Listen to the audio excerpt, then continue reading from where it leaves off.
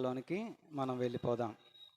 ప్రియులరా, చాలామంది దేవుని యొక్క వాక్యాన్ని తెలిసినట్టు ఉంటారు, కానీ చాలామందికి తెలియదని నేను ఒకసారి ఒక యూత్ రిట్రీట్కి వెళ్ళినప్పుడు నాకు అర్థమైంది. ఒక యూత్ రిట్రీట్కి వెళ్ళాను. చాలామంది యవన బిడ్డలు ఉన్నారు. అందరూ బీటెక్ ఇంజనీరింగ్ చదివిన విద్యార్థులే ఉన్నారు. అయితే నేను వారికి ఎంతో తెలుసు అనుకున్నాను, కానీ వారిని ఒక ప్రశ్న అడిగితే దానికి సమాధానం చెప్పలేకపోయారు. అబ్రహాము భార్య పేరేంటి అని అడిగితే దానికి సమాధానం చెప్పలేకపోయారు. అప్పుడు నాకు అర్థమైన విషయం ఏంటంటే, నేటి తరం యవనస్తులంతా చేతిలో బైబిల్లో లేదు, వాళ్ళ చేతిలో సెల్ ఫోన్స్ మాత్రమే ఉన్నాయన్న సంగతి నాకు అర్థమైంది. ఇలాగే ఒక మందిరం ఉంది ఒక చోట. కొంతమంది అధికారులు ఆ మందిరం ఎలా జరుగుతుందో కొంచెం పై అధికారులు దూర ప్రాంతంలో నుంచి సర్వే చేయటానికి, పరీక్షించడానికి అధికారులు చర్చికి వచ్చారంట. అలా వచ్చినప్పుడు సండే స్కూల్ జరుగుతుందంటండి. సండే స్కూల్ జరుగుతుంది. ఆ సమయంలో సండే స్కూల్ టీచర్ పాఠం చెప్తుంది. అధికారుల మధ్యలో వచ్చారు. అందరూ లేచి నిలబడ్డారు. ఆ అధికారులకు వందనాలు చెప్పారు. అధికారులు అందులో ఒక బాలుణ్ణి, సండే స్కూల్ పిల్లలలో ఒక బాలుణ్ణి లేపి ఇలా ఒక చిన్న ప్రశ్న అడిగాడంట. ఏమడిగాడు అని అంటే, బాబు, ఎరుకో గోడలు కూల్చింది ఎవరు బాబు అని అడిగాడంట. అప్పుడు ఆ బాలుడు అన్నాడంట, సార్ నాకు తెలియదు సార్, నేను పోయిన వారం కూడా రాలేదు సార్, నేనైతే కోల్చలేదు సార్, నేనైతే ఇప్పుడే వచ్చాను సార్ అని అన్నాడంట. సరే అని ఇంకొకరిని లేపి అడిగాడంట. ఇంకొకరిని లేపి పెడితే అప్పుడు వాడన్నాడంట, సార్ ఎండాకాలం సెలవులు అయితే మా అమ్మమ్మ వాళ్ళ ఇంటికి వెళ్ళాను సార్, నేను కూడా ఈ మధ్యకాలంలో అసలు సండే స్కూల్కి రాలేదు సార్, రాక ఈరోజే వచ్చాను సార్, అది నేను కోల్చలేదు, కూల్చింది ఎవరో కూడా నాకు తెలియదు అని అన్నాడంట. వెంటనే సండే స్కూల్ టీచర్ని ఆ పెద్దలు అరిశారంట, ఏం పాఠాలు చెప్తున్నావు, పిల్లలకి కనీసం వాక్యం బేసిక్స్ కూడా తెలియలేకపోతే ఎలాగా, చిన్నవి కూడా నువ్వు చెప్పలేకపోతే ఎలాగా అని ఆ టీచర్ని అధికారులు అరిస్తే, అప్పుడు ఆ టీచర్ అనిందంట, సండే స్కూల్ టీచరు, సార్ నిజంగా నేను చెప్తున్నాను సార్, 5 సంవత్సరాల నుంచి నేను ఇక్కడ పనిచేస్తున్నాను, పిల్లలు చాలా మంచోళ్ళు సార్, వాళ్ళైతే కోల్చలేదు సార్ అనిందంట. అంటే ఎరుకో గోడలు కూల్చింది సండే స్కూల్ టీచర్కి కూడా తెలియదు. కాబట్టి అలాగా చదువుతున్నారు. దేవుని వాక్యాన్ని ఎప్పుడు కూడా ఒక క్రమబద్ధంలో చదవండి. ఆదికాండం నుంచి స్టార్ట్ చేయండి, నిదానంగా చదువుకుంటూ వెళ్ళండి, కంగారు ఏముంది. కాబట్టి జాతకాలు తీసినట్లుగా అక్కడక్కడ తీసి దేవుడు చెప్పని మాటల్ని తీసుకోవద్దు. దేవుడు క్రమాన్ని ఎప్పుడు కూడా ఇష్టపడే దేవుడై ఉన్నాడు అనే విషయం నేను మీకు జ్ఞాపకం చేస్తున్నాను. విత్తువాడు విత్తడానికి బయలుదేరాడు. 4 స్థలాలలో వాక్యం అనే విత్తనాలని విత్తుతున్నాడు. అందులో కొన్ని త్రోవ పక్కన పడ్డాయి, కొన్ని రాతి నేలను పడ్డాయి, కొన్ని ముళ్ళ పొదల్లో పడ్డాయి, కొన్ని మంచి నేలను పడ్డాయి. అయితే ఆ రిజల్ట్ ఎలా వచ్చింది అంటే, చివరికి విత్తనాలు విత్తిన తర్వాత ఆ రిజల్ట్ ఎలాగొచ్చింది అని అంటే, 4 స్థానాలలో 3 స్థానాలు ఆయన ఓడిపోయాడు, 1 స్థానమే గెలిచాడు విత్తువాడు. అప్పుడు బాధతో వచ్చి దేవుణ్ణి ఇలా అడిగాడంట, ప్రభువా, నేను 4 స్థలాల్లో విత్తాను కదా, రిజల్ట్ ఏంటి, 1 స్థలంలోనే వచ్చింది, మిగతా 3 స్థలాలలో ఎందుకు ఫలించలేకపోయాయి విత్తనాలు అని అంటే, అప్పుడు దేవుడు అన్నాడు, అది నీ తప్పు కాదు, అది విత్తనాల తప్పు కాదు, నువ్వు మంచోడివే, విత్తనాలు కూడా మంచివే, కానీ నువ్వు విత్తిన స్థలం మంచిది కాదు అని అన్నాడంట. అంటే అర్థం ఏంటంటే, దేవుని వాక్యము మనలో ఫలించకపోవడం గల కారణం ఏంటంటే, మన హృదయము సరైన విధముగా లేదు అని అర్థం. గనుక ప్రియులరా, విత్తబడిన స్థలం మంచిది కావాలి. లూదియా తెరిచినట్లుగా మనందరం మన యొక్క హృదయాలని మనము ఆయన వాక్యం తట్టు తిప్పాలి. ఈనాటి దినాల్లో నేను చాలా ప్రాంతాలకు వెళ్తున్నప్పుడు నాకు అర్థమైన విషయం ఏంటంటే, చాలామంది క్రైస్తవ బిడ్డలు ఎలాగున్నారంటేనండి, వాళ్ళు ఒక బాగా ప్రవహిస్తున్నటువంటి ఏటిలో ఒక రాయిలాగా, ఒక గులక రాయిలాగా వాళ్ళు ఉన్నారు, ఒక రాయిలాగా ఉన్నారు. మీరు బాగా ప్రవహిస్తున్న ఆ ఏటి దగ్గరికి వెళ్ళి ఆ నీళ్ళ ప్రవాహంలో ఉన్న ఒక రాయిని తీసి దాన్ని పగలగొట్టండి సుత్తెతోటి, దాంట్లో ఒక చుక్క నీరన్న ఉంటుందా? ఉండదు. అలాగా చాలామంది దేవుని సేవకులు వస్తున్నారు, చాలామంది సువార్థికులు వస్తున్నారు, చాలామంది ఆ వాక్యాన్ని ప్రకటిస్తున్నారు. వాక్యం అనే ప్రవాహంలో మనం ఉన్నాం ఒక రాళ్ళలాగా, కానీ పగల కొడితే చాలామందిలో దేవుని వాక్యం ఉండట్లేదు. గనుక దేవుని వాక్యానికి మన హృదయంలో చోటు ఇవ్వాలి. సరైన విధంగా మనము దేవుని వాక్యానికి సిద్ధపడి రావాలని ప్రభునామమున తెలియజేస్తున్నాను. ఈ రోజున మనం ఒక శ్రేష్టమైన అంశాన్ని మనం ధ్యానం చేద్దామండి. నేను ఎంచుకున్న అంశం పేరేంటంటే, మనం సిలువ ధ్యానంలో ఉన్నాం కాబట్టి అది కూడా కలుస్తుంది. అయితే నేను ఎంచుకున్న అంశం పేరేంటంటే, నేను చెప్తాను, అందరూ చెప్పండి. ధ్వనులు అనండి అందరూ కూడా ఒకసారి. ధ్వనులు. ధ్వనులను ఏమంటారు? శబ్దాలు అంటారు, సౌండ్స్ అంటారు. శబ్దాన్ని, సౌండ్ని ధ్వని అని అంటారు. ప్రియులారా, ధ్వని అనేది చిన్నపిల్లల పుస్తకాలలో నుంచి కూడా ఈ ధ్వని ఉంటుంది. 4వ తరగతి చదివేవాడి దగ్గర నుంచి ఇంజనీరింగ్ చదివేవాడి వరకు కూడా ఈ ధ్వని గురించి స్టడీ చేస్తారు. వాళ్ళ పాఠ్య పుస్తకాల్లో ఉంటాయి. సౌండ్ గురించి ఉంటుంది. ధ్వని, దేవుడు ఈ ధ్వని చేసే, ఆయన మాటల ధ్వనితోటే ఆయన సూర్యుని చేశాడు, చంద్రుని చేశాడు, ఈ భూలోకాన్ని చేశాడు. సర్వ సృష్టిని ఆయన ధ్వనులతోటే ఆయన చేశాడు. ఆయన నోటి మాట ధ్వనులతోటి ఆయన ఈ లోకాన్ని సృష్టించాడు. మనం ఎక్కడికి వెళ్ళినా ఏదో ఒక ధ్వని మన చెవికి వినబడతా ఉంటుంది. ఏదో ఒక ధ్వనిని మనము అనుదిన జీవితంలో మనం వింటూ వస్తున్నాం. అయితే బైబిల్లో కొన్ని ధ్వనులు ఉన్నాయి, ఇంచుమించు ఒక 10-12 దాకా ఉన్నాయి. అయితే నేను నా సమయాన్ని బట్టి అందులో ఒక 4-5 ధ్వనులను నేను మీ ముందు పెట్టాలని ఆశపడుతున్నాను. అందులో మొట్టమొదటి ధ్వనిని నేను మీకు జ్ఞాపకం చేస్తానండి. బైబిల్లో రాయబడిన కొన్ని ధ్వనులలో మొట్టమొదటి ధ్వనిని మనము చూస్తాం.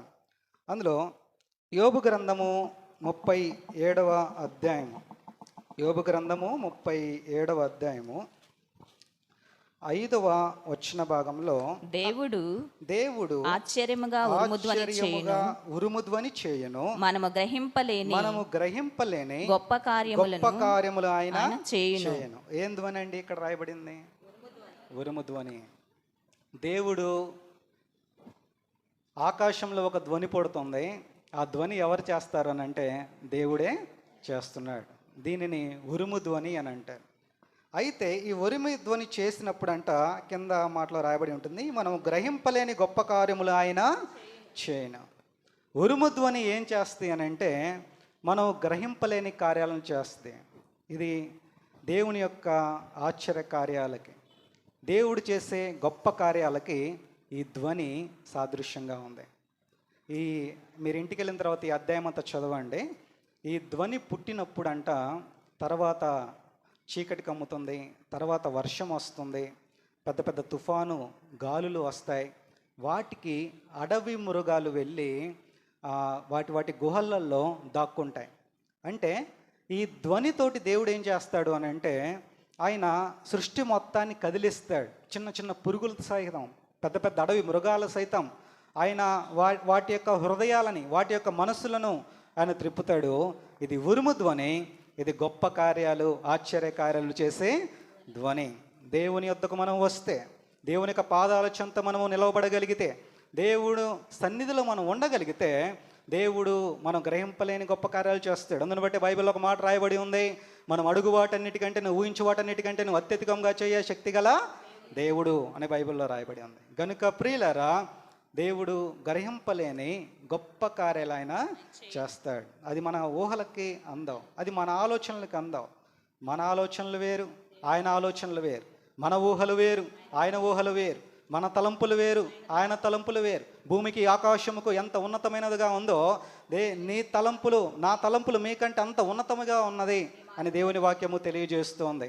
కనుక ప్రియులారా, ఇది ఉరుము ధ్వని. దేవుడు అసలు దేవుని దగ్గరికి వస్తే ప్రయాణం ఎలా ఉంటుంది అంటేనండి, అరణ్యంలో ఇశ్రాయేలులు చేసిన ప్రయాణంలాగా ఉంటుంది. దానికి నేను నా డైరీలో ఒక పేరు రాసుకున్నాను. అదేంటంటే, అది యేసుతోటి అద్భుత ప్రయాణం అని రాసుకున్నాను కదండి. డైలీ ఏదో ఒక ఆశ్చర్యకార్యం దేవుడు చేస్తాడు.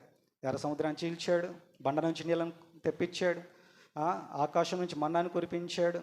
అసలుకు 20 లక్షల మంది ఉన్నారని బైబిల్ పండితులు చెప్తాడు. అంతమందికి పూటకి తిండి కావాలంటే ఎంత కష్టం ఉంటుంది. గనుక సమకూర్చలేం. మనం నలుగురికి అన్నం పెట్టడానికే మన ఇంట్లో నానా తిప్పలు పడతా ఉంటాం.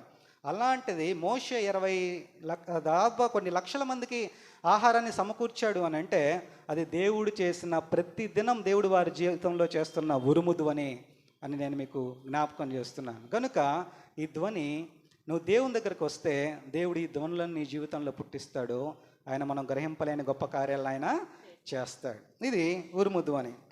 ఇంకో ధ్వని నేను మీకు జ్ఞాపకం చేస్తాను, కొంచెం ఇంట్రడక్షన్ ఇస్తాను, జాగ్రత్తగా గమనించండి. అదేంటంటే మనం ఏ విధంగా ఉంటున్నామో మోషే కాలంలో కూడా ఇశ్రాయేలీలు అరణ్య ప్రయాణంలో సీనాయి పర్వతం దగ్గరికి వచ్చినప్పుడు దేవుడు మోషేని పిలుస్తాడు, నా దగ్గరికి ఎక్కిరమ్ము అని అంటాడు. మోషే యెహోషువని కూడా తీసుకొని కొండ ఎక్కుతాడు. అప్పుడు కొండ కింద ప్రజలు ఉంటారు, కొన్ని లక్షల మంది ప్రజలు ఇశ్రాయేలీలు ఉంటారు. మోషే 40 రాత్రులు 40 పగళ్ళు దేవునితో ముఖాముఖిగా మాట్లాడుచుండెను అనే మాట మనం బైబిల్లో చూస్తాం. అలాగా దేవునితో సహవాసం చేస్తున్నాడు మోషే. ఇంకా ఈ 40 రోజులు వచ్చేసరికి ఇంకా 2 రోజులు ముందనంగా, ఒక 35 రోజులు దాటిపోయాయి, ఇంకో 2 రోజులు ముందనంగా కింద ఇశ్రాయేలీలలో ఒక అల్లరి పుట్టింది. అదేంటంటే అందరూ జనసమూహము అహరోను దగ్గరికి వచ్చి, మోషే సహోదరుడైన అహరోను దగ్గరికి వచ్చి ఏమన్నారనంటే, అయ్యా నువ్వు మమ్మల్ని నడిపించిన ఐగుప్తులోని తీసుకొచ్చిన మోషే ఏమయ్యాడో మాకైతే తెలియదు, అయితే మాకు ముందర నడిచినట్లుగా ఒక దేవతను నువ్వు తయారు చేయి, నువ్వు ఒక దేవతను చేయి, ఆ మోషే గురించి మనకు అనవసరం, అతను ఏమయ్యాడో మనకు తెలియదు అని చెప్పి అహరోన్తో ఇక గొడవ వేసుకోవడం మొదలుపెట్టారు. వాళ్ళ టార్చర్ భరించలేక అహరోన్ ఏం చేస్తాడు అని అంటే, సరే మీ దగ్గర ఉన్నటువంటి బంగారాన్నంతా తీసుకొని రండి అని స్త్రీల దగ్గర ఉన్నటువంటి బంగారాన్నంతా పోగు చేసి దాన్ని అగ్నిలో వేయంగానే ఏమైందండి, అది దూడైంది. అది దూడగా మార్చబడింది. అప్పుడు అక్కడ ఉన్న వాళ్ళందరూ కేకలు వేయటం ప్రారంభించారు. ఏంటి అని అంటే, ఐగుప్తులో నుంచి తీసుకువచ్చిన దేవుడు ఇదే, ఈ దూడే అని చెప్పి దాని ముందు ఒక బలిపీఠాన్ని కట్టుకుంటారు. దానికి సమాధాన బలులను, వివిధ రకాలైనటువంటి బలులను దానికి అర్పిస్తారు. దాన్ని పూజించి ఆరాధించడము ప్రారంభిస్తారు. అక్కడ రాయబడిన మాట ఏంటంటే, వాళ్ళు తినుటకును తాగుటకును కూర్చుండి ఆడుటకు లేచిరి అని బైబిల్లో రాయబడి ఉంది. ఇంకా అందరు ఇష్టం వచ్చినట్లుగా కేకలేయటం ప్రారంభించారు. ఎక్కువగా ఇంకా ఒక గందరగోళం ఆ సమూహంలో పుట్టింది. పైనున్న ఇద్దరున్నారు, పైన మోషే, దేవుడు ఉన్నాడు. దేవుడు చెప్పాడు, మోషే నువ్వు అర్జెంటుగా కిందకి వెళ్ళు, కింద పరిస్థితి ఏం బాగోలేదు అని చెప్పినప్పుడు మోషే కిందకి, దేవుడు చెప్పగానే కిందకి ఆ 40 రాత్రులు 40 పగళ్ళు దేవునితో సహవాసం చేసిన తర్వాత కిందకి దిగి వస్తాడు. మధ్యలో యెహోషువని కూడా జాయిన్ చేసుకొని ఇంకా పూర్తిగా కిందకి దిగి వచ్చినప్పుడు అప్పుడు యెహోషువ మోషేలు మాట్లాడుకుంటారు. చూడండి వాళ్ళు ఏం మాట్లాడుకుంటారంటే, బైబిల్లో రాయబడి ఉంది, నిర్గమాకాండము 32వ అధ్యాయము 17వ వచనం నుండి. ప్రజలు నిర్గమాకాండం 32వ అధ్యాయము 17వ వచనం అందరూ చూడండి. ఆ ప్రజలు పెద్ద కేకలు వేయుచుండగా యెహోషువ ఆ ధ్వని విని పాలెములో యుద్ధ ధ్వని అని మోషేతో అనగా, అతడు అది జయధ్వని కాదు అపజయధ్వని కాదు సంగీత ధ్వని నాకు వినబడుచున్నది అనేను. చాలండి. ఇక్కడ యెహోషువ అంటున్నాడు అదేదో యుద్ధ ధ్వనిలాగా ఉంది అయ్యా అని మోషేతో చెప్తే, మోషే అంటున్నాడు అదేదో యుద్ధానికి సంబంధించిన ధ్వనులు కాదు, అక్కడేదో ఆటలు వినబడుతున్నాయి, అక్కడేదో అల్లరి వినబడుతుంది, అక్కడేదో ఆటపాటలు వినబడుతున్నాయి, అక్కడే సంగీతాలు వినబడుతున్నాయి, అది మంచి ధ్వని కాదు, ఆ సమూహంలో పుట్టిన ధ్వని అని చెప్పాడు. నేను నా డైరీలో ఇలాగా రాసుకున్నాను, నేను ఈ మాట చెప్తాను, అందరూ కూడా చెప్పండి. అల్లరితో కూడిన, కొంచెం గట్టిగా చెప్పాలి, అసలు మీరు లేనట్టే ఉన్నారు, అల్లరితో కూడిన ధ్వని, అల్లరితో కూడిన ధ్వని. ఇక్కడ చూడండి, ఇక్కడ దూరం నుంచి చూస్తే ఆ ధ్వని అంటే వాళ్ళకి అర్థం కావట్లా, కానీ దగ్గరకు వచ్చి చూసినప్పుడు ఆ ధ్వని ఏంటో మోషే యెహోషువలకు అర్థమైంది. దూరం నుంచి చూస్తే కన్ఫ్యూజన్గా ఉంది, దగ్గరికి వచ్చి చూస్తే అసలు ఆ ధ్వని ఏంటో అర్థమైపోయింది. నిన్న నాకు ఒక బైబిల్ చదివేటప్పుడు ఒక డౌట్ వచ్చింది. అదేంటంటే, ఒకసారి అంజూరపు చెట్టు ఒక త్రోవ పక్కన ఉన్నప్పుడు యేసు ప్రభు దూరం నుంచి దాన్ని చూస్తాడు, ఆకలిగా ఉంటాడు, దాని దగ్గర ఏమైనా దొరుకుతుందేమోనని దగ్గరికి వెళ్ళి చూస్తాడు. అక్కడ ఏం కనబడుతుంది? ఆకలి తప్ప, అదేదో దూరం నుంచే చెప్పుకొని పక్క నుంచి వెళ్ళిపోవచ్చుగా. అంటే అర్థం ఏంటంటే, అది దూరం నుంచి చూస్తున్నప్పుడు దాని దగ్గర ఫలాలు ఉన్నట్టుగా అది నటిస్తుంది. అది దాని నిండా ఆకులు ఉన్నాయి, నేనేదో ఫలించేశానన్నట్టుగా అది కనబడుతుంది. యేసు ప్రభువునే మోసం చేసిందండి అది. ఎంత తెలివిగలదో ఆ చెట్టు చూడండి. దూరం నుంచి చూస్తే అసలు ఏదో నూరంతలుగా నేను ఫలించాను అన్నట్టుగా ఉంది, కానీ దగ్గరికి వచ్చి చూస్తే ఆకులు తప్ప ఫలం లేదు. రేపు దేవుని సేవకులు ఎక్కడ ఏ మందిరం అయినా సరే ఒక ప్రసంగం చేస్తారు. ఏంటి ఆ ప్రసంగం? మట్లాదివారం పూట గాడిద గురించి చెప్తారు. అందులో కొన్ని రకాలు ఉన్నాయి. అడవి గాడిద, కంచర గాడిద అని ఒక గాడిద ఉందండి.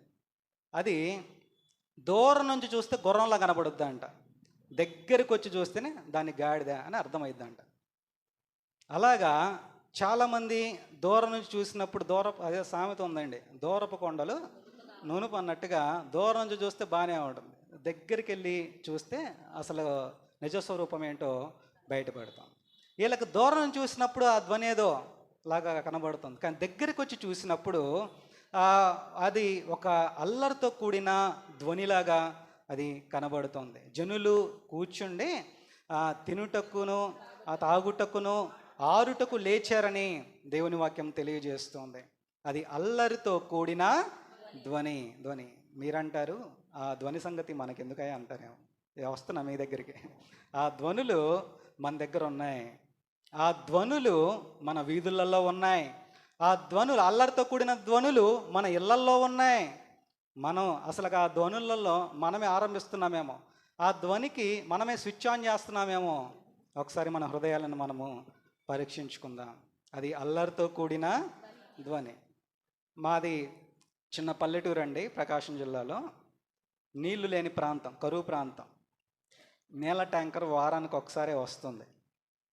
అప్పుడు పుట్టుద్ది ఈ ధ్వని. స్త్రీలందరూ బిందెలు పట్టుకొని అక్కడికి వెళ్తారు. అప్పుడు ధ్వని మామూలుగా ఊరు మొత్తం వినపడుద్ది ఆ ధ్వని. అలాంటి ధ్వని, అది అల్లరితో కూడిన ధ్వని. పెళ్ళిళ్ళల్లో ఈ ధ్వని వినబడుద్ది. ఏ ధ్వని? అల్లరితో. పాస్టర్ గారు ప్రార్థన చేసి వెళ్ళిపోయిన తర్వాత యవనస్తులందరూ మొదలు పెడతారు. ఈ మధ్యకాలంలో ఏదో డీజే అని స్టార్ట్ చేశారు. ఇది అల్లరితో కూడిన ధ్వని. ప్రియులారా, అసలు ఈ ధ్వనికి ఉన్న లక్షణం ఏంటంటే అండి, దేవునికి ఇష్టం లేని ధ్వని ఇది. దేవునికి అసహ్యం పుట్టించే ధ్వని, దేవునికి కోపం పుట్టించే ధ్వని, దేవుడు దూరంగా ఉండమని చెప్పే ధ్వని, అసలు దేవుడు ఓర్చలేని ధ్వని. పాపులు సమకూర్చబడే స్థలాన్ని ఆ గుంపు నేను ఓర్చజాలని అన్నాడు దేవుడు. దేవునికి అసహ్యం పుట్టించే ధ్వని ఇది. అందులో మనము పాలిభాగస్తులు కాకూడదు. ఆ ధ్వని మన ఇంటి దగ్గర ఉండకూడదు. మన ఇంటి ముందు టెంట్ వేస్తే ఆ టెంట్ కింద ఈ ధ్వని ఉండకూడదు. ఇంటి ముందు ఏదైనా కార్యక్రమం పెట్టినప్పుడు అది ఎవరి చేతిలో ఉంది? మన చేతిలో ఉంది. ఆ ధ్వనులని మనం కంట్రోల్ చేయాలి. ఆ ధ్వనులకి మనము దూరంగా ఉండాలి అనే విషయాన్ని నేను మీకు జ్ఞాపకం చేస్తున్నాను. ఈ ధ్వని ఇళ్లల్లోకి వచ్చేసింది. వీధులలో ఈ ధ్వని ఉంది, అలాగే ఈ ధ్వని ఇళ్లల్లోకి కూడా వచ్చేసింది. ప్రియులరా, భార్యాభర్తల మధ్యలో ఈ ధ్వని ఉంది. భార్యాభర్తల మధ్యలో ఎల్లరితో కూడిన ధ్వని ఉంది. అందుకే వారి జీవితాలలో సమాధానం లేదు, వారి జీవితాలలో నెమ్మది లేదు, వారి జీవితాలలో క్షమాపణ లేదు.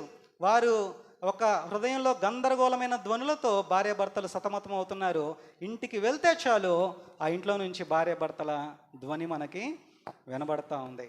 చాలామంది దంపతులు సంతోషంగా ఒకసారి ఒక బాలుడు అంటండి, బస్టాండ్లో అర్ధరాత్రి 12 గంటలప్పుడు నించొని ఉన్నాడంట. చిన్న బాలుడు. 2 కానిస్టేబుల్స్ వచ్చారు. వచ్చి, బాబు ఏంటి ఇక్కడ ఉన్నావు, మీ అమ్మ పేరేంటి అని అడిగాడంట పోలీస్ ఆయన. అప్పుడు ఆ బాలుడు చెప్పాడంటండి, మా అమ్మ పేరు దెయ్యం అని అన్నాడంట. మా అమ్మ పేరు ఏమన్నాడు? దెయ్యం అని అన్నాడు. సరే, మీ నాన్న పేరేంటి అని అడిగాడంట. మా నాన్న పేరు భూతం అని అన్నాడంట. మా నాన్న పేరు భూతం అని అన్నాడంట. వీళ్ళకేం అర్థం కాల. సరే, మీ ఇల్లు ఎక్కడుందో చెప్పు అని గట్టిగా అరిశారంట. అప్పుడు ఆ బాలుడు అన్నాడంట, మా ఇల్లు నరకంలో ఉంది అని అన్నాడంట. అప్పుడు ఇంకా ఏం అర్థం కాక, సరే ఎక్కడుందో చూపిద్దుపా అని ఆ బాలుడు వెనకాల వెళ్ళారంటండి. వెళ్ళిన తర్వాత పోలీసు వాళ్ళు ఆ ఇంట్లోకి ఎంటర్ అవ్వగానే వీళ్ళమ్మ నాన్న అరుచుకుంటున్నారు. ఏమని అరుచుకుంటున్నారనంటే, వాళ్ళ నాన్న వాళ్ళ అమ్మని దెయ్యమా అని అరుస్తున్నాడు. వాళ్ళమ్మ వాళ్ళ నాన్నని నేందేం కాదు, నువ్వే పోతానివి అని అరుస్తుంది. ఆ లోపలికి వెళ్ళిన తర్వాత వీళ్ళని కూడా, కానిస్టేబుల్ని కూడా కొట్టారు భార్యాభర్తలు. వాళ్ళు కొట్టుకోవడమే కాకుండా వీళ్ళని కూడా కొట్టారు. వీళ్ళు బయటకు వచ్చిన తర్వాత ఆ బాల్టుతో చెప్తున్నారు, నువ్వు చెప్పింది నిజమే బాబు, మీ అమ్మ పేరు దెయ్యమే, మీ నాన్న పేరు భూతమే, మీ ఇల్లు అసలు నరకమేరా బాబు, అసలు ఇంట్లో ఉండబుద్ధి కావట్లేదు, పద ముగ్గురం కలిసి వెళ్ళి బస్ స్టాండ్లో నించుందామని అన్నారు. అంటే చాలా ఇళ్లల్లో ఆ ఇంటికి అసలు చుట్టాలు కూడా అడుగు పెట్టకపోవడానికి గల కారణం ఏం ధ్వని? అల్లరితో కూడిన ధ్వని. భార్య భర్తల మధ్యలో ఈ ధ్వనులు ఉంటున్నాయి. భార్య భర్తలు చక్కగా ఉండడానికి ఒక మంచి ఫార్ములా ఉందండి, ఒక శ్రేష్టమైన ఫార్ములా ఉంది. అదేంటంటే దైవజనులు పెళ్లి ప్రసంగాలలో చేస్తారు. అదేంటంటే, భర్తలారా మీ భార్యలను ప్రేమించండి, భార్యలారా మీ భర్తలకు లోబడి ఉండండి. ఇది బైబిల్లో నుంచి తీసిన ఫార్ములా. వాస్తవానికి చెప్పాలంటే అసలు ఇందులో నిజమైన అసలైన అర్థం దీంట్లో ఉంది. అదేంటంటే, ఏ భార్య అయినా భర్త నుంచి ఒకే ఒక్కటి కోరుకుంటుంది. ఏంటిది అది? ప్రేమ. ఏంటిదండి అది? ప్రేమ. ఏ స్త్రీ అయినా భర్త నుంచి ఒకే ఒక్కటి కోరుకుంటుంది, ప్రేమను మాత్రమే కోరుకుంటుంది. ఆ ప్రేమను కనుక ఇస్తే ఆ భార్య ఇంకా గొడవ పెట్టుకోదు, ఇంకా భర్తతో చక్కగా కాపురం చేసుకుంటా ఉంటుంది. కొంచెం సహించి భర్త తనను తాను తగ్గించుకొని కొంచెం కంట్రోల్ చేసుకొని భార్యకు ప్రేమను కనుక చూపిస్తే ఆ భార్య ఇంకా కంట్రోల్లోకి వచ్చేస్తుంది, ఆ ప్రేమని కోరుకుంటూ ఉంటుంది. అలాగే భర్తలు ఏం కోరుకుంటారో ఇక్కడున్న స్త్రీలందరికీ చెప్తాను, జాగ్రత్తగా గమనించండి, మీరందరూ గమనించాలి జాగ్రత్తగా. భర్తలు ఏం కోరుకుంటారు అని అంటే లోబడ్డం కోరుకుంటారు. ఏం కోరుకుంటారండి? లోబడ్డం కోరుకుంటారు. నేను ఇంటికి వెళ్ళంగానే, డ్యూటీ నుంచి వెళ్ళంగానే ఇంట్లో కూర్చున్నప్పుడు టీవీ సీరియల్ ముందు నుంచి లేచి మర్యాద కొంచెం మంచినీళ్ళు ఇస్తే లేచి నిలబడితే కొంచెం గౌరవిస్తాడు భర్త కూడా. అలాగే ప్రధానంగా చుట్టాలు వచ్చినప్పుడు ఒక్కసారి పిలవగానే భార్య వచ్చేయాలి. 3-4 సార్లు పిలిపించుకుంటే దాన్ని లోబడ్డం అని అనరు. ఒక్కసారి నా భార్య పేరు జ్యోతి, నేను చెప్తాను, ఒకే ఒక్కసారి చెప్పగానే నువ్వు రా అమ్మాయి, కొంచెం నటించమ్మాయి, కనీసం చుట్టాల ముందు పరువన్నా కాపాడమ్మాయి అని అంటూ ఉంటాను. కాబట్టి అంటే భర్త ఇలా కోరుకుంటాడు. భర్త ఏం కోరుకుంటాడు అని అంటే లోబడ్డం కోరుకుంటాడు. గనుక ప్రియులరా, క్రీస్తు సంఘము వధువు అయితే క్రీస్తు వరుడు. వధువు వరుడికి లోబడాలనే విషయం జ్ఞాపకం చేస్తున్నాను. గనుక ఆ ధ్వనులు ఉండవు. ఈ ఫార్ములాని కనుక మనము ఫాలో అయితే, కొంచెం భర్తని గౌరవిస్తే వాళ్ళు మీ జోలు రారు, భార్యను ప్రేమిస్తే వాళ్ళు ఇంకా మీరు జోలు రారు. ఇద్దరి మధ్యలో ధ్వనులు ఉండవు. భర్త భార్యను ప్రేమించకపోయినా, భార్య భర్తకు లోబడకపోయినా ఇంకా వీళ్ళ ధ్వని అక్కడ ఉండదు. ఎక్కడ ఉంటుంది అంటే కోర్టులో ఉంటుంది. చాలా ధ్వనులు అలాగా ఉన్నాయి. అసలు అన్నిటికంటే భయంకరమైన ధ్వని ఇద్దరి మధ్యలో జరుగుద్ది. ఎవరా ఇద్దరు చెప్పగలరా? ఇంట్లోనే అత్తా కోడళ్ళ ధ్వని. ఏ ధ్వని అండి అది? అత్తా కోడళ్ళ ధ్వని. చాలామంది ఇళ్ళలో మా ఇంటి పక్కనే ఉంటారు, అసలు ఉదయాన్నే లెగిస్తే నైట్ పడుకునే వరకు గట్టిగా కేకలు వేసుకుని అరుస్తారు. వాళ్ళ ధ్వని చాలా భయంకరమైంది. అత్తా కోడళ్ళ ధ్వని. వాళ్ళు ఎంత కొంచెం కోడళ్ళన్న అర్థం చేసుకోండి, వాళ్ళు ఎంతకాలం ఉంటారు? మా అంటే 5 సంవత్సరాలు 10 సంవత్సరాలు ఉంటారు. తర్వాత మీరు కాబోయే అత్తలే కదా, కొంచెం కోడళ్ళే కొంచెం అడ్జస్ట్ చేసుకోండి అమ్మా. మీ అందరికి తెలిసిన ఉపమానాన్ని ఈ సందర్భంలో నేను మీకు జ్ఞాపకం చేయాలని ఆశపడుతున్నాను. అదేంటంటే, ఒకసారంట ఒక కోడలు అత్తకి బయట వరండాల మంచం మీద పడుకోబెట్టి ఒక ప్లేట్లో ముందు కుక్కకు అన్నం పెట్టి తర్వాత అదే ప్లేట్లో అత్తకు అన్నం పెట్టేదంట, సేమ్ ప్లేట్లో. అయితే అలా రోజు పెడుతూ ఉండేదంట. తర్వాత ఆ వృద్ధురాలు చనిపోయింది. ఆవిడ సామాన్లన్నీ బయట పడేశారు చెత్తకుండీ దగ్గర. కొన్ని రోజులు గడిచాయి. ఆమె మనవడు, ఆమె కొడుకు, ఆ కోడలు కొడుకు స్కూల్ వ్యాన్ దిగి బ్యాగ్ తగిలించుకొని ఆ చెత్త కుండీ దగ్గరికి వచ్చాడంటండి. వచ్చి ఆ ప్లేట్ చూశాడు, ఆ ప్లేట్ని బ్యాగులో పెట్టుకున్నాడు, జాగ్రత్తగా ఇంటికి తీసుకొచ్చాడు, దాన్ని బీరవా తీసి బీరవాలో పెట్టాడు. వాళ్ళమ్మని అడిగాడు, ఏమన్నా? వాళ్ళమ్మ అడిగింది, ఏంటి ఆ ప్లేట్ తెచ్చావు అని అంటే, అప్పుడు ఆ బాలుడు అంటున్నాడు, మమ్మీ రేపు నీకు ఈ ప్లేట్ కావాలి కదా మమ్మీ అని అన్నాడు. నువ్వు ఏ ప్లేట్లో పెడతావో అదే ప్లేట్లో దేవుడు కూడా నీకు పెడతాడు. పాత నిబంధన కాదు, కొత్త నిబంధనలోనే ఒక మాట రాయబడి ఉంది, మనుష్యుడు ఏమి విత్తునో ఆ పంటనే కోయను. ఇది పాత నిబంధన మాట కాదు, కొత్త నిబంధన మాట. మనుష్యుడు ఏమి విత్తునో ఆ పంటనే కోయను. గనుక జాగ్రత్త. వృద్ధులను గౌరవించాలి, తల్లిదండ్రులను సన్మానించాలని బైబిల్లో రాయబడి ఉంది. ఈ ధ్వని నీ ఇంట్లో ఉండకూడదు. అదేం ధ్వని అని అంటే అల్లరితో కూడిన ధ్వని. మూడవ ధ్వనిని నేను ముగిస్తున్నాను, 10 నిమిషాల్లో, జాగ్రత్తగా గమనించండి. మూడవ ధ్వని నేను మీకు జ్ఞాపకం చేయాలని ఆశపడుతున్నాను. అదేంటి అని అంటే కీర్తనల గ్రంథం 5వ అధ్యాయము 2వ వచ్చిన భాగంలో నా రాజా ఈ విధంగా రాయబడి ఉంటుంది, నా రాజా, నా దేవా, నా ఆర్తధ్వని ఆలకించుము, నిన్నే ప్రార్థించుచున్నాను. ఏం ధ్వని అండి ఇది? ఆర్తధ్వని. దీనిని మరొక చోట రాయబడి ఉంటుంది, ఇది విజ్ఞాపన ధ్వని, ఇది ప్రార్థన అనే ధ్వని. ఈ ధ్వని నీ జీవితంలో జరగాలి, చర్చిలోనే కాదు, నీ ఇంట్లో ఈ ధ్వని వినపడాలి. బైబిల్ ఒక మంచి మాట రాయబడి ఉంటుంది, నీవు లేచి రేయి మొదటి జామున మొరపెట్టుము, నీళ్లు కుమ్మరించినట్లుగా ప్రభు సన్నిధి నీ హృదయమును కుమ్మరించుము అని బైబిల్లో రాయబడి ఉంటుంది. స్త్రీలు ఈ ధ్వని మీ ఇళ్లలో మీ కుటుంబాల నిమిత్తము చేయాలని దేవుని వాక్యం తెలియదు. అందుకనే కదా యేసయ్య చెప్పాడు సిలువ దగ్గర, అమ్మ నా కోసం ఏడవమాకండి, మీకోసం మీ పిల్లల కోసం ఏడవండి. ప్రతిరోజు మీ బిడ్డల కోసం ఈ ధ్వని చేయాలి. నా బిడ్డలు పాడైపోతున్నారు, నా పిల్లలు తాగుబోతులైపోతున్నారు, నా పిల్లలు అల్లరిచిల్లరిగా తిరుగుతున్నారు, ప్రభువా వారిని పట్టుకో, వారిని గద్దించు, వారిని హెచ్చరించు, వారికి రక్షణ భాగ్యాన్ని దయచేయి అని చెప్పేసి వారి నిమిత్తం ప్రతి తల్లి మొరపెట్టాలి. ఇదేం ధ్వని అని అంటే ఆర్తధ్వని. ఆర్తధ్వనులు చేసేవాళ్ళు చాలా తక్కువ ఉంటారండి, చాలా తక్కువగా ఉంటారు. బిల్లీ గ్రహం గారి దగ్గరికి ఒక విలేకరు వచ్చి ఇలా అడిగిందంట, సార్ మీరు ఎంతమంది సేవకులని తయారు చేశారు అని అడిగితే అప్పుడు బిల్లీ గ్రహం గారు చెప్పారంట, నేను 100 మంది ప్రసంగికులను తయారు చేశాను, ఒక్క ప్రార్థన పరుణ్ణి మాత్రమే తయారు చేశాను అని అన్నాడంట. ప్రసంగికులు ఎంతమంది అయ్యారు? 100 మంది అయ్యారు. ప్రార్థన పరులు ఎంతమంది అయ్యారు? ఒక్కడయ్యాడు. అంటే 100లో ఒకడు ఉండొచ్చు, 10,000 మందిలో ఒకడు ఉండొచ్చు. ప్రార్థన పరులు తక్కువైపోయారు, వ్యక్తిగతంగా ప్రార్థన చేసే వాళ్ళు తక్కువైపోయారు. ప్రార్థన ఆర్తధ్వని అనేది మనము చేయాలి, ఆర్తధ్వనులు మనం చేయాలి. తర్వాత ధ్వనిని నేను మీకు జ్ఞాపకం చేస్తాను, చూడండి. నెహెమ్యా గ్రంథము 12వ అధ్యాయము, అక్కడ ఒక ధ్వని ఉంటుంది. నెహెమ్యా గ్రంథం 12వ అధ్యాయము 43వ వచ్చిన భాగంలో అక్కడ ధ్వని ఉంటుంది. నెహెమ్యా గ్రంథం 12వ అధ్యాయం 43వ వచనంలో, మరియు దేవుడు తమకు మహా ఆనందము కలుగజేసినని ఆ దినమున వారు గొప్ప బలులను అర్పించి సంతోషించిరి, వారి భార్యలు పిల్లలు కూడా సంతోషించిరి. అందువలన యెరూషలేములో పుట్టిన ఏ ధ్వని అండి ఇది? ఆనంద ధ్వని బహుదూరమునకు వినబడెను.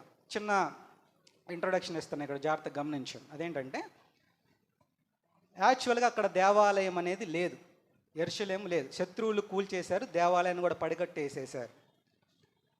దేవుని ప్రజలు నెహెమ్యా, యజ్రాలు, హగ్గయి లాంటి వారిని దేవుడు వాడుకొని ఆ మందిరాన్ని, ఆ దేవాలయాన్ని, ఆ ప్రాంతాన్ని, ఆ యెరూషలేముని కట్టడానికి వాళ్ళు వచ్చారు. ఎంతోమంది అడ్డుపడ్డారు, దేవాలయాన్ని కట్టకుండా అడ్డగించారు. వీళ్ళు ఎన్నో కష్టాలు పడ్డారు, ఉపవాసాలు ఉన్నారు, ప్రార్థన చేశారు, పాపాలను ఒప్పుకున్నారు. చాలా రోజుల తర్వాత, ఇంచుమించు 70 సంవత్సరాల తర్వాత ఆ మందిరం మరలా కట్టబడుతుంది. అలాంటి సందర్భంలో అదంతా కట్టిన తరువాత, ఆ దేవాలయాన్ని కట్టిన తర్వాత, దేవుడు వారికి సహాయం చేసిన తర్వాత, దేవుడు వారి పాపాలను క్షమించి వారికి జవాబును దయచేసిన తర్వాత, ఆ మందిరాన్ని చూసిన ముసలోళ్ళు, కుర్రోళ్ళు కాదు, ముసలోళ్ళు, 70 ఏళ్ళ తర్వాత అంటే ఎవరుంటారు? ఇంకా వృద్ధులు, ముసలోళ్ళు ఉంటారు, వృద్ధాప్యంలో ఉన్న వాళ్ళు ఉంటారు. అయితే వాళ్ళు అలా చూసినప్పుడు వాళ్ళకి ఆ ఏడుపు వచ్చేసేసింది, కన్నీళ్ళు వచ్చేసేసింది, కేకలేయడం మొదలుపెట్టారు. అంటే అది దుఃఖంతో వచ్చిన ధ్వని కాదు, దేంతో వచ్చిన ధ్వని? ఆనందంతో వచ్చిన ధ్వని. అందుకని అక్కడ ఏం ధ్వని ఉందనంటే ఆనంద ధ్వని. అలా చూసి వాళ్ళు చేసిన సంతోషంతో కేకలు వేసిన ధ్వని ఎక్కడ దాకా వినబడింది అని అంటే బహుదూరమునకు వినబడింది. కనుక ప్రియులారా, దేవుని దగ్గరికి వస్తే, దేవుణ్ణి మీ హృదయాల్లో ప్రతిష్ఠిస్తే, మీరు దేవునితో సరైన రీతిలో సహవాసం చేస్తే, వారు ఒప్పుకున్నట్లుగా పాపాలని ఒప్పుకొని సిలువ యొద్ద విడిచిపెడితే, దేవుడు ఏ ధ్వని మన హృదయాల్లో పుట్టిస్తాడు అని అంటే, ఏ ధ్వని పుట్టిస్తాడండి? ఆనందధ్వని పుట్టిస్తాడు. ఈ ధ్వనులు ఎలా పుడతాయో కూడా కొన్ని విషయాలు మీకు జ్ఞాపకం చేస్తాను, జాగ్రత్తగా గమనించండి. ఈ ధ్వనులు ఎప్పుడు పుడతాయి అని అంటే, ఎవరన్నా కట్టుకోలేక గుడిసె మీద స్లాబ్ వేసి అలా అక్కడ తెచ్చి ఇక్కడ తెచ్చి కష్టపడి ఇల్లు కట్టుకున్నప్పుడు, అలా లైట్లు ఆ ఇంటి మీద వేసినప్పుడు, అప్పుడు ఆ ఇంటి యజమానులకి, ఆ తల్లికి ఆ తండ్రికి పుట్టే ధ్వని ఏ ధ్వని? ఆనందధ్వని. వివాహాల సంబంధాలు రాక రాక రాక ఆడపిల్లకి కష్టపడి పెళ్లి చేసి అత్తారింటికి పంపించేటప్పుడు, అప్పుడు ఆ తల్లిదండ్రుల్లో పుట్టే ధ్వని ఏ ధ్వని? ఆనందధ్వని. మరి భర్తకి ఏం పుట్టుద్ది? అది రోదన ధ్వని అంటారా? ఆనందధ్వనే పుడుతుంది ఇద్దరికి. కాబట్టి బాగా ఒక అమ్మాయిని మంచి సంబంధం దొరికినప్పుడు ఆ తల్లిదండ్రులకు హృదయంలో పుట్టే ధ్వని ఆనంద ధ్వని. అలాగే చాలా సంవత్సరాల తర్వాత పిల్లలు లేకపోతే, సడన్గా అమ్మాయి కన్సీవ్ అయితే, భార్య కన్సీవ్ అయితే, ఆ స్త్రీ హృదయంలో పుట్టేది ఏదో అని? ఆనందధ్వని. భర్తకు ఫోన్ చేసి భర్త ఇంటికి రాగానే చెప్తుంది, ఏమండి మీరు తండ్రి కాబోతున్నారని చెప్తుంది. అప్పుడు ఆ భర్తలో పుట్టేది ఏదో అని? ఆనందధ్వని. ఈయన ఊరుకుంటాడా? వాళ్ళమ్మకు ఫోన్ చేసి చెప్తాడు, అమ్మ నువ్వు నానమ్మో కాబోతున్నావమ్మా అని అంటాడు. ఆ వృద్ధురాలి హృదయంలో ఏ ధ్వని పడుతుంది? ఆనందధ్వని పడుతుంది. ప్రియులారండి, నాకు తెలిసిన రమేష్ అని ఒక బ్రదర్ ఉన్నాడు. ఆయనకి నాకంటే పెద్ద వయసే, 45 సంవత్సరాలు ఉంటాయి. వారికి వివాహం అయ్యి 17 సంవత్సరాలు అవుతుంది. వారికి సంతానం లేదండి. అప్పుడు వారు సంతానం లేదు. వారు చాలా భార్య 17 సంవత్సరాల తర్వాత కొంచెం అనారోగ్యం వచ్చింది. అమ్మాయికి ఒంట్లో బాగోట్లా. హాస్పిటల్కి తీసుకొని వచ్చాడు. నేను పనిచేస్తున్న హాస్పిటల్కి తీసుకొని వచ్చాడు. వచ్చి డాక్టర్కి చూపించాడు. అమ్మాయికి పాపం అనారోగ్యంతో ఉంది. అప్పుడు డాక్టర్ అన్ని పరీక్షలు చేసిన తర్వాత ఆయనకు ఒక మాట చెప్పింది. అదేంటంటే, అయ్యా నువ్వు తండ్రివి కాబోతున్నావు అనింది. 17 సంవత్సరాల తర్వాత ఆయన ఫైల్ పట్టుకొని నా దగ్గరికి వచ్చాడు. నా దగ్గరికి వచ్చి ఏడుస్తున్నాడు. నేను అడిగాను, ఏమైందన్నా, సిస్టర్కి ఏమైందన్నా, ఏంటి అలా ఉన్నావు ఏంటి అని అడిగితే కన్నీళ్లతో చెప్పాడు, నా భార్య కన్సీవ్ అయింది తమ్ముడు అని అన్నాడు. ఆ కన్నీళ్ళను చూస్తే నాకు అప్పుడు అనిపించింది, ఆనందధ్వని అంటే ఇదేనేమోనని నాకు అనిపించిందండి. నిజంగా మీరు దేవునితో నిజంగా సహవాసం చేయండి, దేవుడు మీ జీవితాలలో ఈ ఆనందధ్వనిని పుట్టిస్తాడు. 10 మంది కుష్ఠరోగులు యేసుప్రభు దగ్గరికి వస్తే మీరు వెళ్ళి యాజకునికి కనపరుచుకోమని చెప్తే, అందులో ఒకడికి స్వస్థత కలిగినప్పుడు వాడు బిగ్గరగా కేకలు వేశాడు. ఆ కేకలే ఆనందధ్వని.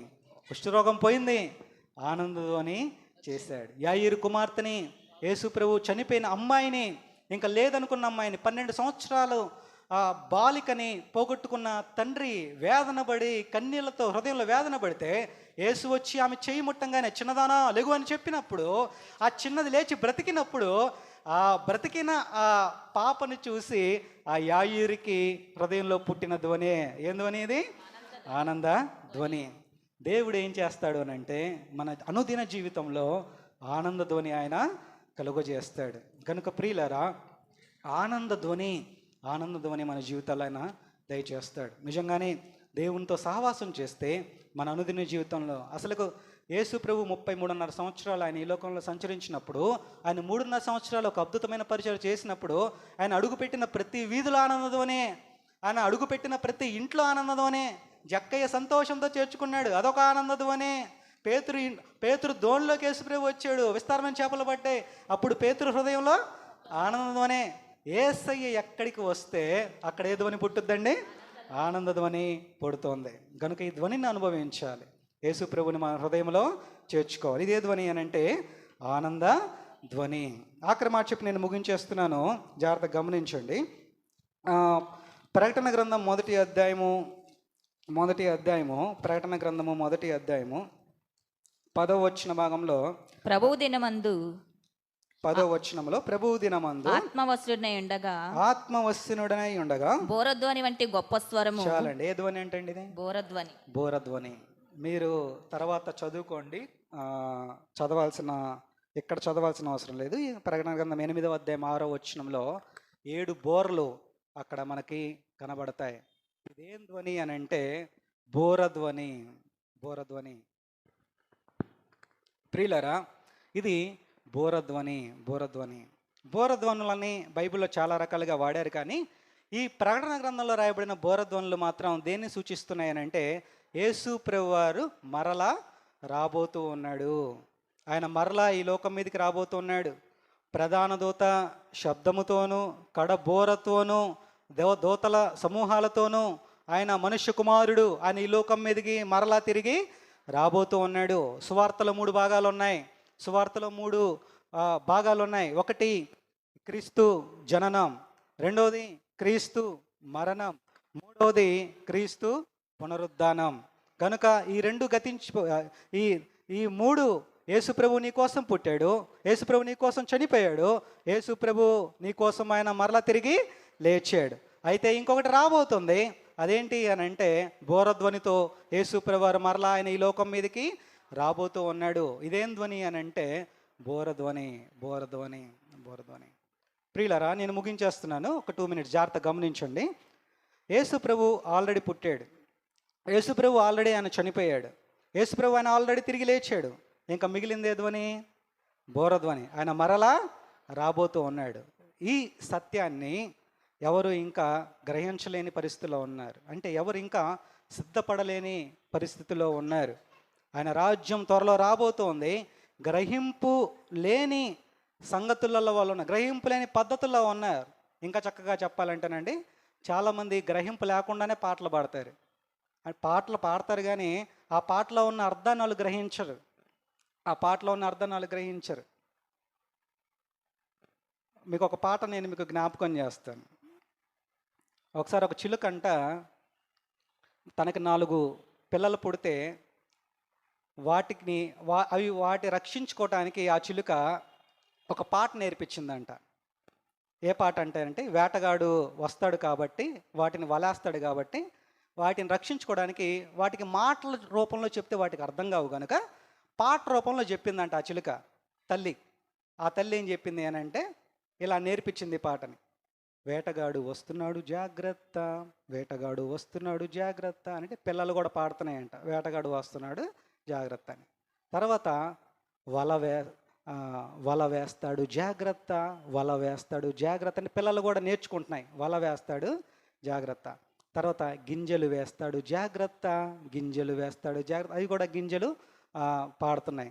తర్వాత మెడ పట్టుకుంటాడు జాగ్రత్త, మెడ పట్టుకుంటాడు జాగ్రత్త అని అంటే అవి కూడా పాడుతున్నాయి. కాల్చుకు తింటాడు జాగ్రత్త అని పాట నేర్పించాయి. ఇన్ని జాగ్రత్తలు చెప్పాయి. ఏ రూపంలో చెప్పింది? మాటల రూపంలోనా పాట రూపంలోనా? పాట రూపంలో ఆ తల్లి పిల్లకి నేర్పించి వెళ్ళిపోయింది. అయితే ఆ తల్లి ఆహారం తేడానికి వెళ్ళినప్పుడు వేటగాడు వస్తున్నాడు.